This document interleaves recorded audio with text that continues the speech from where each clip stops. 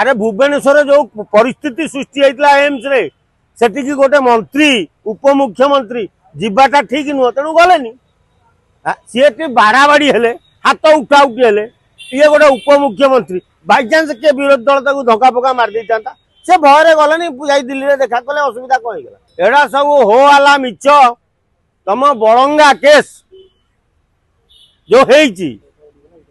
प्रभाती परिड़ा महोदय चुप होती कहीं जो फसैवा लगी योजना करा जाइथिला प्रभाती परिड़ा बड़ंगा केसटा संपूर्ण मिछ केस बड़ंगा केस रे से झील आ पीसी दी जन योजना करी ए कांड करी कहले 3टा युवक आमको निया नगेदेले तू एमती झीलटा जे ते निया नगेदेले तू दौड़ी के 1/2 किलोमीटर पलैलु आ जो पिला माने तो पर निया नगेले ते खाली निया नगेले आउ तोर किछि कलेनी से जो घटना घटी तेणु सेटा तांको ऑफिशियली कार्यक्रम तांको ऑफिस रे ए कार्यक्रम चली जो टोकाटी कर ननौड़ियाटा डाक्तरटा तेणु सी तार जो सलसल गलगल है से डाक्तर एम्स रे सी जड़े आटेंडेंट को उपभोग करने लगी योजना जो करी टणाउटरा कला धरा पड़ा बंदा है भितर गला राति 12 से कांड कले न्याय से लिखी देले 2 दिन न्याय मिलुनी किमे देबे गोटे डाक्तरटा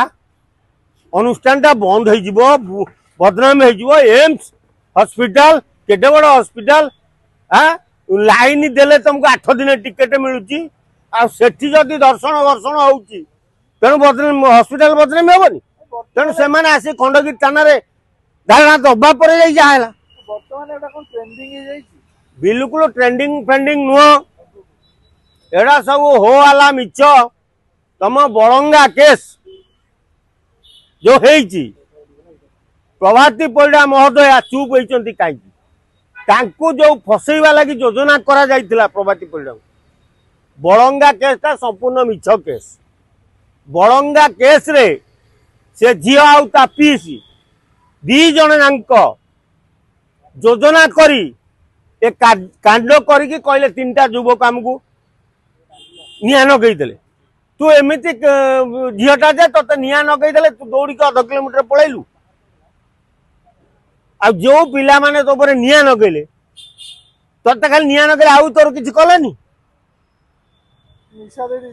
अरे युवक माने धर्षण न करी खाली निया नगेबे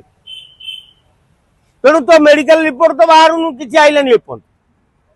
तेणु प्रभाती परिड़ा भली जड़े महिला को बदनाम करने लगी या विरोध दल गोटे षड्यंत्र प्रभाती परिड़ा भुवनेश्वर एम्स रे देखा कलेनी किंतु जाइथिले दिल्ली देखा करिया पे पीड़ित अरे भुवनेश्वर जो परिस्थिति सृष्टि होता एम्स रे सेठी गोटे मंत्री उपमुख्यमंत्री जीवाटा ठीक नुह तेणु गलेनी